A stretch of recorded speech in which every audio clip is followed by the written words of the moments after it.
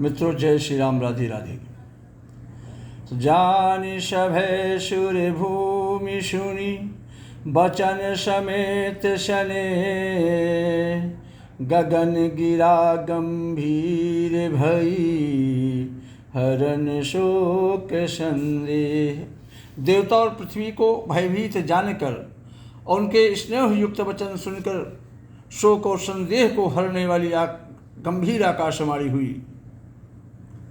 तो जन डर पहु मुनि सिद्ध सुरेशा, अतु महिला गिधरि हूँ नरवेशा, अनशन सहित मनुज अवतारा, अले हूँ दिन कर वंश उदारा।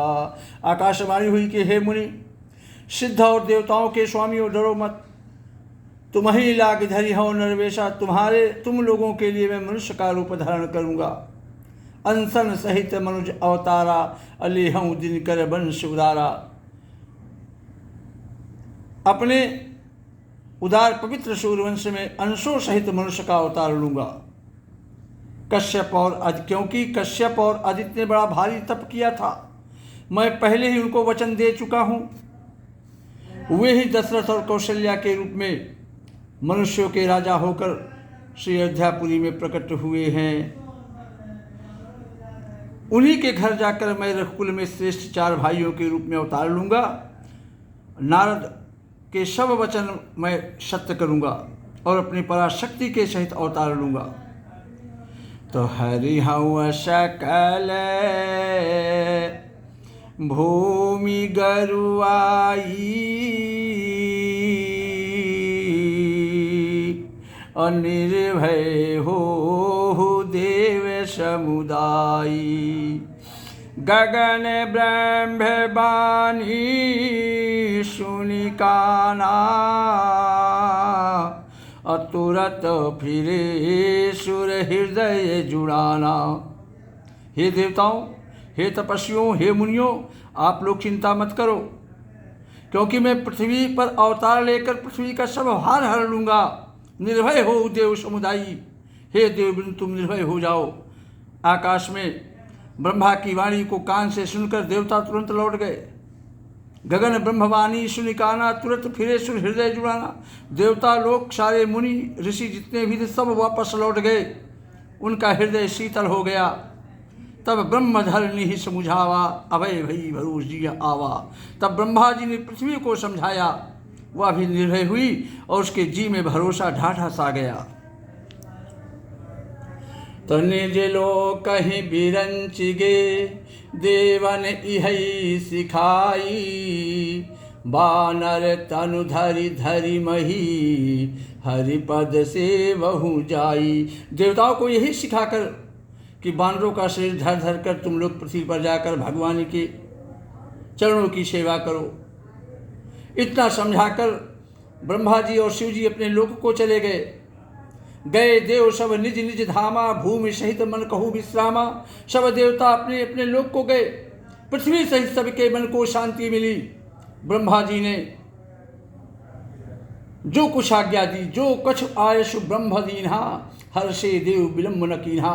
ब्रह्मा जी ने जो कुछ देवी देवताओं को आज्ञा दी, उससे देवता बहुत प्रसन्न हुए और उन्होंने वैसा करने में देर नहीं की। बल चर देह धरी छित माही, अतुलित बल प्रताप तिन पाही।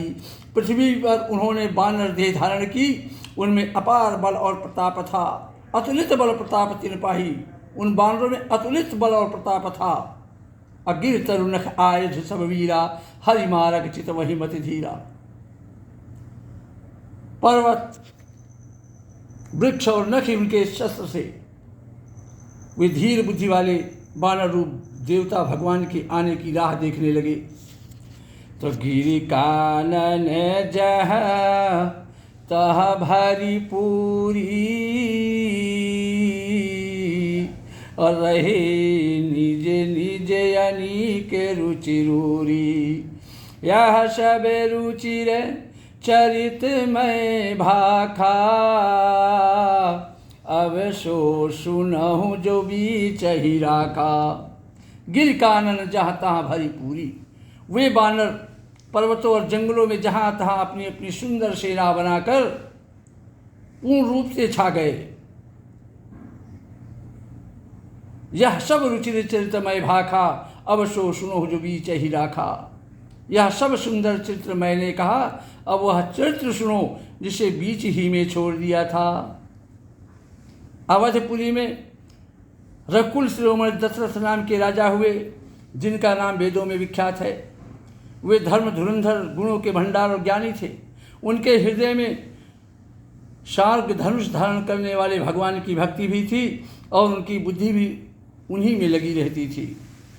कौशल्यादि नारी प्रिय सब आचरण पुनीत, अपति अनुकूल प्रेम दृढ़ हरिपद कमल विनीत। उनकी कौशल्यादि प्रिय रानियाँ सभी पवित्र आचरण वाली थी। वे बड़ी विनीत और पति के अनुकूल चलने वाली थी और श्री हरि के चरण कमलों में उनका दृढ़ प्रेम था, विश्वास था। तो एक बार भूपति मन माही, अभय गलानि मोरे श्रुति नाही।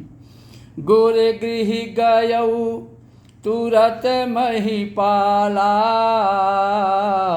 अचरण लागी कर विनय विशाला।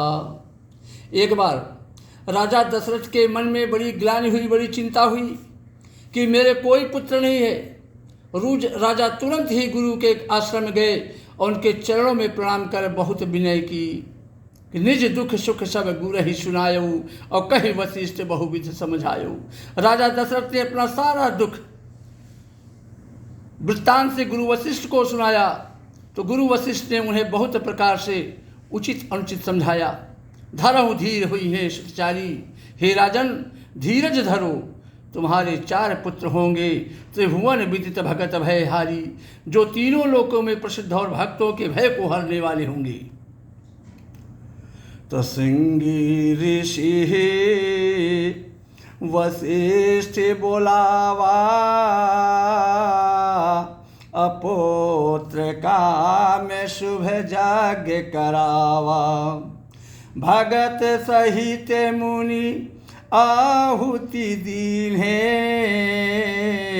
अप्रगटे अगिल चरु कर लीन्हे। श्रृंगी ऋषि वशिष्ठ बुलावा, पुत्र काम शुभ यज्ञ करावा। वशिष्ठ जी ने श्रृंगी ऋषि को बुलवाया और उनसे शुभ पुत्र कामेष्ट यज्ञ करवाया। अब भगत सहित मुनि आहुति दीन्हे, अप्रगटे अग्नि चरु कर लीन्हे।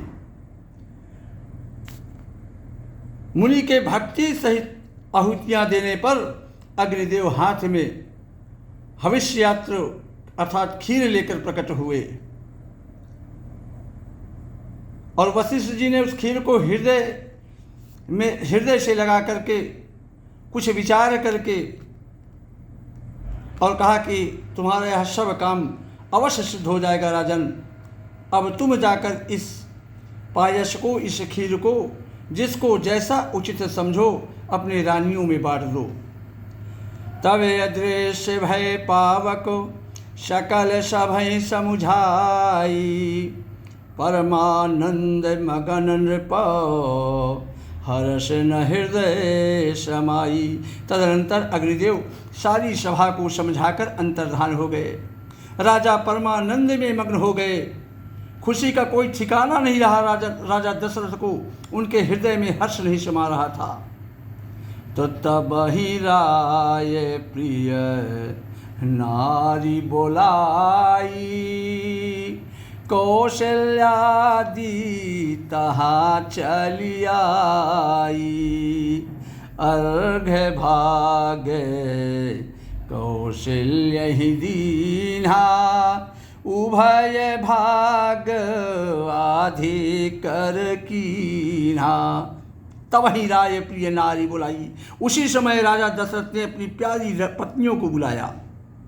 कौशल्यादि सब रानियाँ वहाँ आई राजा के पास, और अर्घ्य भाग कौशल्य ही दीन्हा, उभय भाग आधे कर कीन्हा।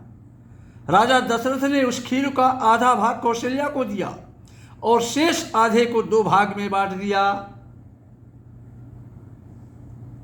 वह उनमें से एक भाग राजा ने कैकेयी को दिया और शेष जो बचा भाग उसके फिर 2 भाग हुए और राजा ने उनके कौशल्या और कैकेयी के हाथ पर रखकर अर्थात उनकी अनुमति लेकर और इस प्रकार उनका मन प्रसन्न करके सुमित्रा को दिया।